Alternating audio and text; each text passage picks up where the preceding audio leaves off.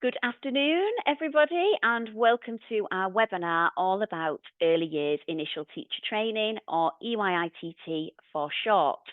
I hope that this webinar today will give you lots of information about the programme.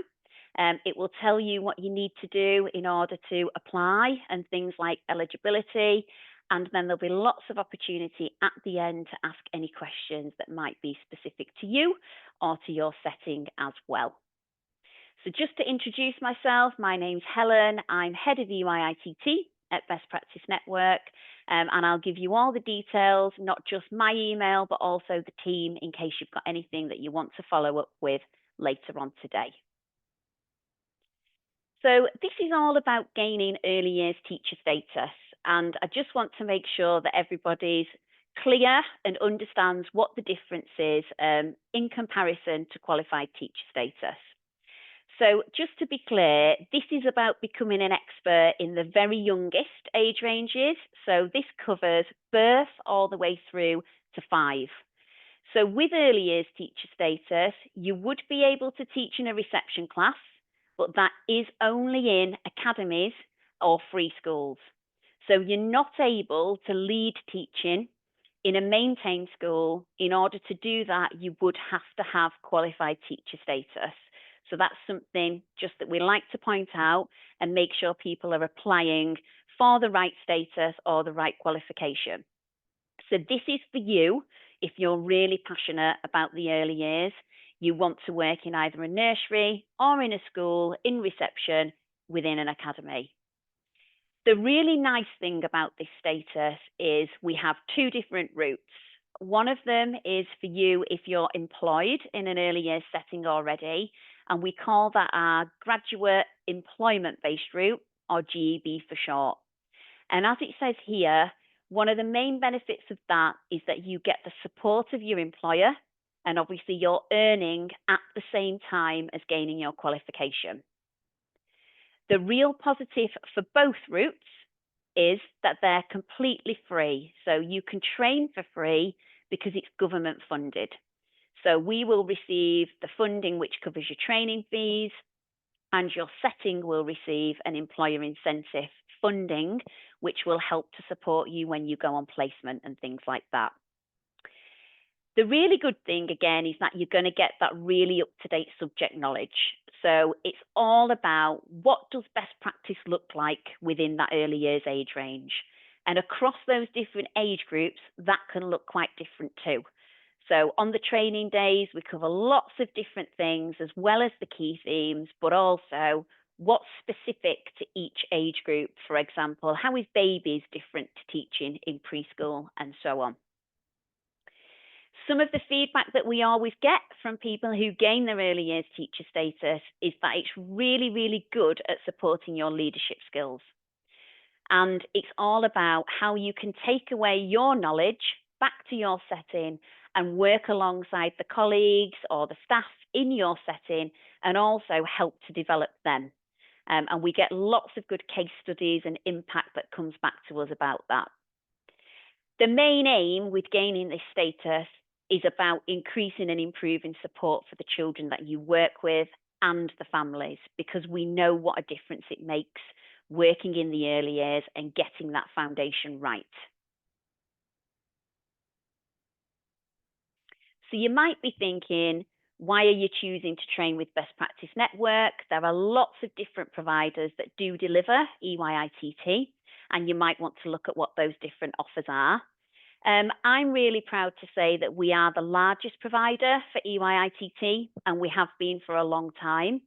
So we have quite a history in the early years arena, and we were actually part of the trial for early years professional status when that first launched. So we have been delivering this since 2007. We have a huge success with the people that train with us.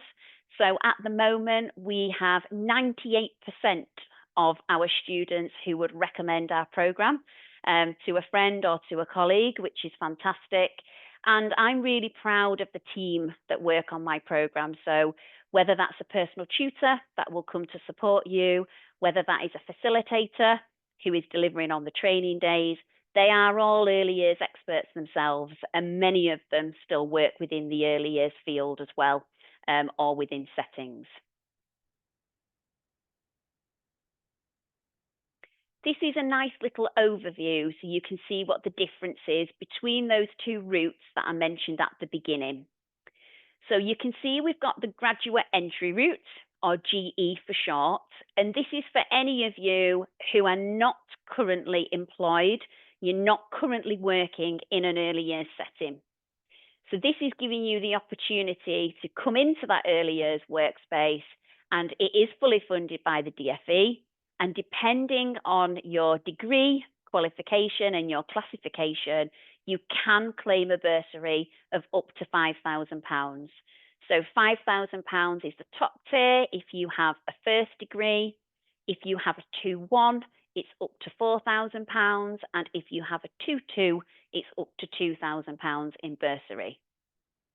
You can see that the difference here is around the amount of time that you spend on placement. Because they're not employed in a setting on that GE route, it's a minimum of 120 days of placement that need completing across the course of the programme. And that's to make sure that you get lots of time to spend in each of those age groups across the 0 to 5 age range. It is classed as full-time training because we do expect you to be on placement for at least 4 days a week, and you also have your training days that you need to attend each month. The difference you can see with the route at the bottom, which is our employment-based route, is that we class that as part-time because, of course, you're busy working in your setting for the rest of the time. It's different in terms of placement because you can cover the age groups that you have in your setting already, and therefore, typically, you have about a 25 or 30-day placement out of your employment setting. Again, you do still have the training days to attend, which you'll be released for, and again, it's fully funded. And the benefit that I talked about at the beginning is that your employer will receive £7,000 in an employer incentive payment. And that money is there to support you to succeed in getting your early years teacher status, so they can get people to cover you if you need to go out on placement or if you need to attend your training. If you're unsure which route would suit you or which route is best, again, I would definitely say go onto the website and have a look. We've got a dedicated page for each, so you can have a look at those. And there's things like frequently asked questions, which will tell you about those different routes.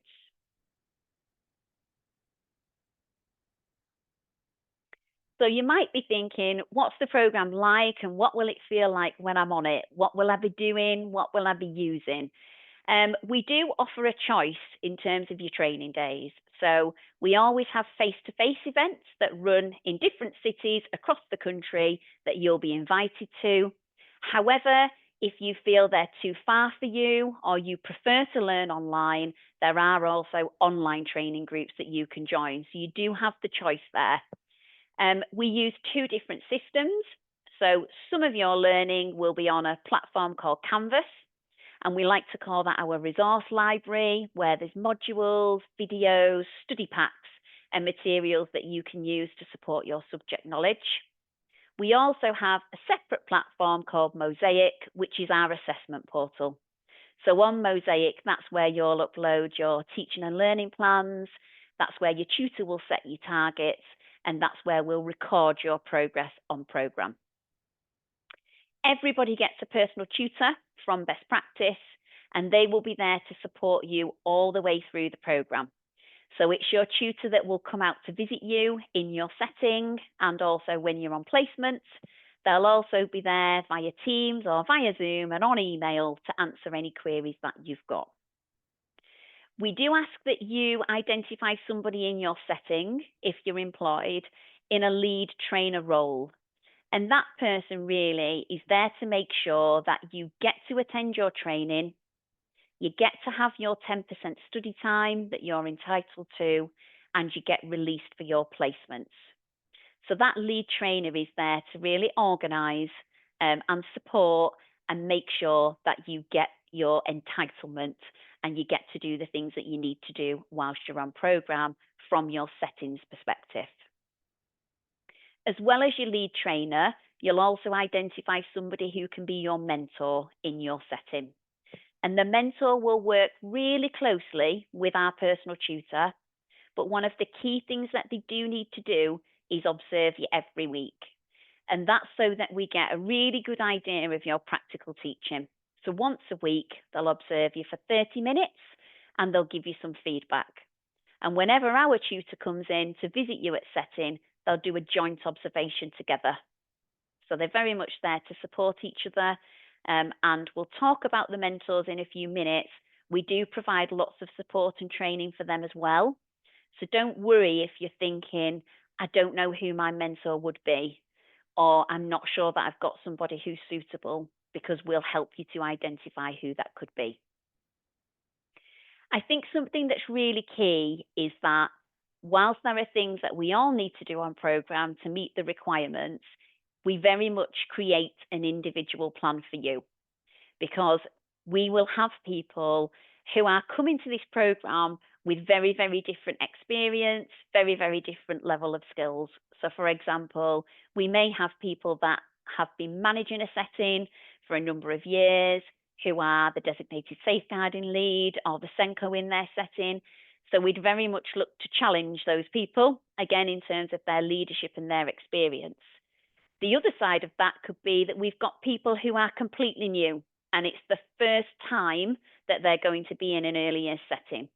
So again, that will be an individual plan based on where we want you to go, what we think you need to work on. So it's very individual in terms of your next steps. This will hopefully give you a little bit of an idea of what each stage looks like. So you can see we have 3 key terms. We have induction at the beginning and we have recommendation at the end. So during our induction phase, it does exactly what it says there. It's getting you familiar with the different systems that you'll need to use. So we always have an induction session with you where we'll talk through the different systems, how you navigate them, what are the key things that you need to focus on at the start of the program. One of the things that you will be asked to do is to use a system called BKSB, and that's just around you developing your mathematical knowledge.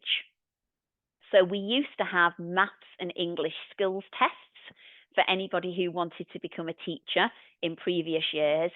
That requirement got removed, but we still need to show that we're able to upskill and develop our mathematical understanding. So that's just the system we use. You take a little quiz, it'll identify areas that you need to work on, but you've got the whole time on program to do that. And it's a really nice system. It's got interactive modules. So please don't let that put you off if maths is not or was not your favourite subject at school. We will be there to support you and help you as you go through the programme. You can see that there's some key things that happen each term. So you'll always have your training days. You'll always be working on a learning sequence, which is in those different age groups where you're based. And a learning sequence is really just how you work with a group of children or an individual child to help them progress. So you'll have a look at their starting points and their assessment.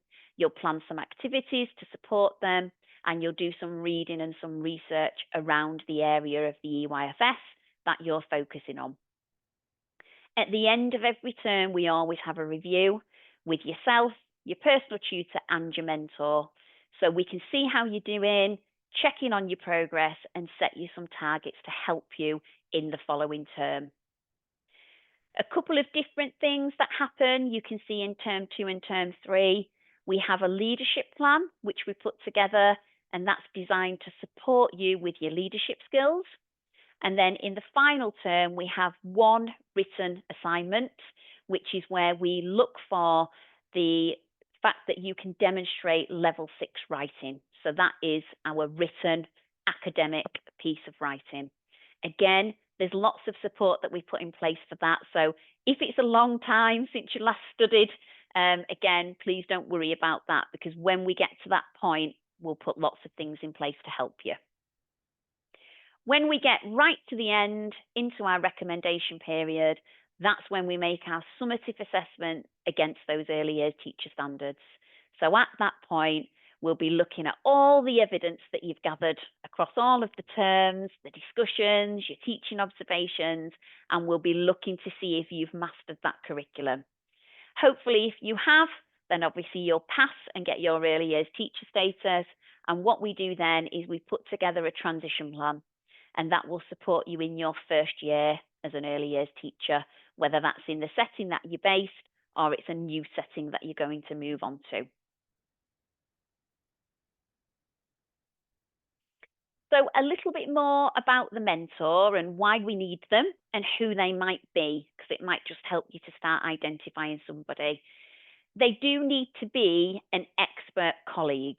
So we're looking for somebody who can really help to develop your skills and your knowledge as an early years teacher. So we do need them to be an expert in early years, and we want them to be able to draw on their own experiences. We want them to be able to talk to you about the curriculum. We might want them to be able to model things to you practically, following on from your observations. They do need to observe you each week, as I said before, and obviously share that feedback with you. We need them to be able to set you SMART targets, which again we can help with, that are going to help you to work towards those early years teacher standards each term. They will be there again to help you to plan how you spend your time in the different age groups and what kind of work you're focusing on.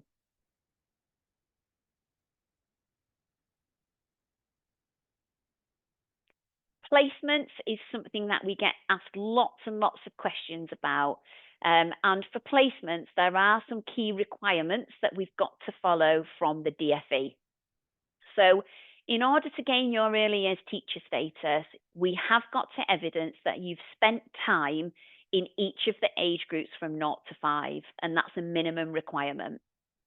We also have to make sure that within that placement time or time spent in your employment setting, you're getting a really good variety and a depth of experience. So different types of settings, different types of cohorts, different kind of situations, which are going to give you really strong evidence for those early years teacher standards.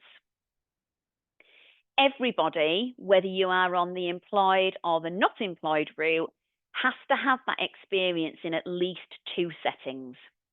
So if you're employed, your employment setting counts as setting 1, and your placement setting would be setting 2. That's the easiest example to give of it.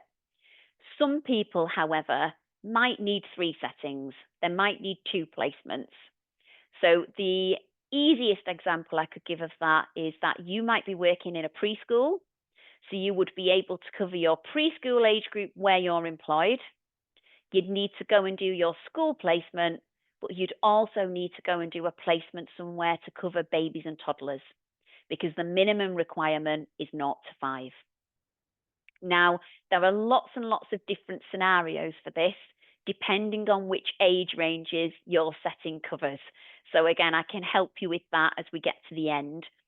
Something to bear in mind is that we do ask that those settings that you're going on placement to are at least good or outstanding with Ofsted. And the reason for that is we want you to be going to a setting where you're going to see really high quality practice. We want you to be seeing the best examples of teaching. If you're going to a school and you're going to need to teach phonics, we want to be confident that that school is supporting the phonics learning effectively. It must be a setting that delivers the EYFS, or if we're thinking about a school setting, delivering national curriculum expectations. That's really important because we've got to demonstrate your knowledge against those frameworks. If you're a graduate entry student and you're not employed in a setting, as I said at the beginning, it's a little bit different because you've got to do at least 120 days on placement. That is at least 4 days a week.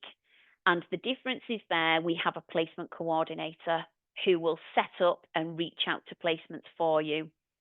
If you're employed in a setting, we would expect you to find some placements that you think are suitable and we will approve them. That being said, if you really, really struggle and you're having difficulty finding one, we do, of course, have lots of relationships with schools and settings across the country. So we will always help you with that if that is something that you need. So at the end, you might be thinking, how do you assess it? How is it different? It's very formative as we go through each half term, but we make our endpoint assessment or our summative assessment against the standard right at the end. And this is where we pull together all the different things that you've been doing. So it will be your teaching observations, it will be your written reflective account, it will be the sequences of work that you've been working on, and it will be the progress that you've made with your targets, as well as discussions or any extra evidence. If we gather all that evidence and you can demonstrate that you master the early years curriculum, that's when we will say, yes, you meet those teacher standards for early years, and it then goes forward to exam board. We will then recommend you for the status, and that's when you'd receive your notification from the DFE. And just to reassure people, you would never get through to term 3 and not be meeting the status.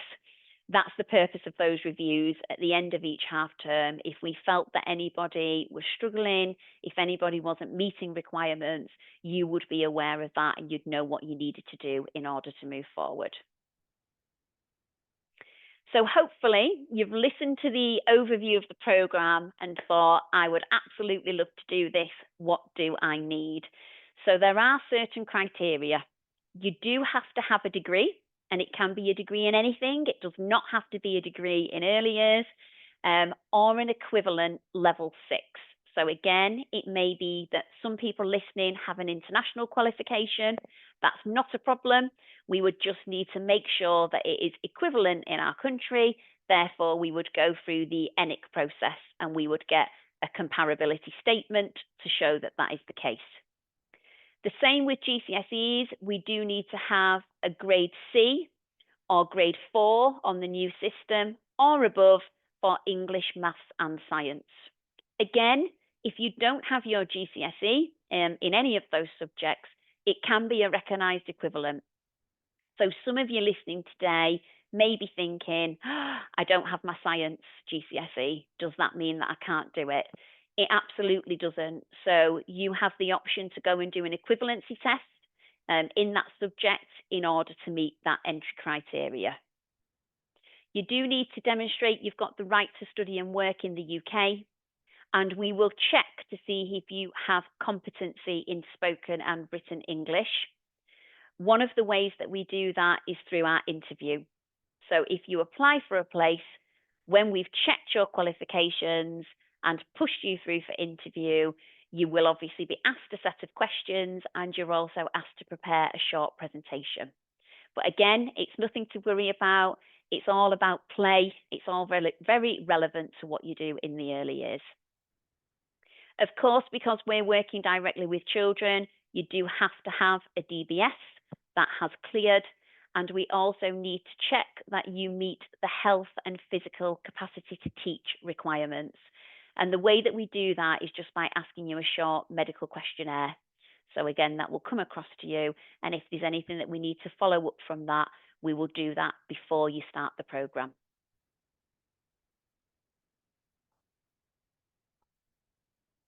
This is a little bit of information about equivalency testing in case anybody does need an equivalency test for English, maths or science.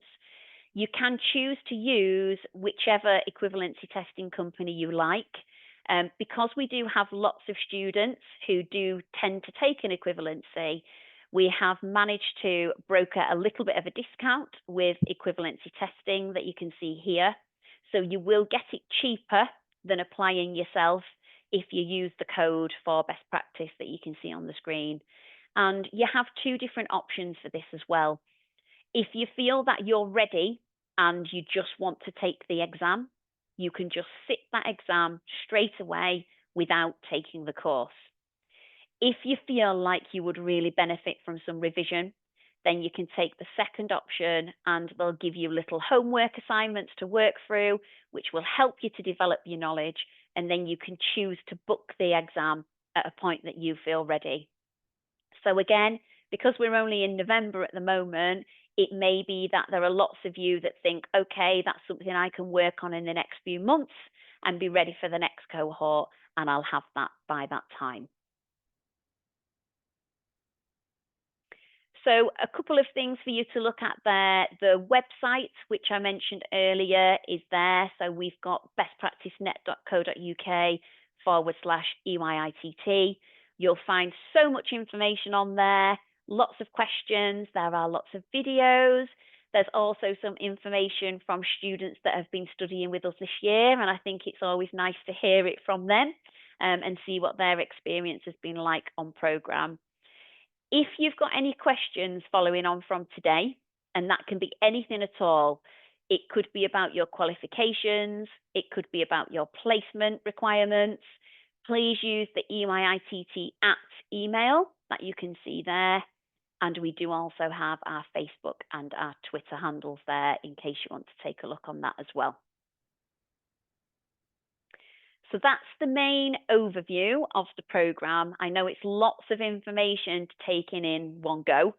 If anybody wants to ask me anything now, then please do feel free to just unmute yourself, or I'll have a check in the chat box. I am just going to stop the recording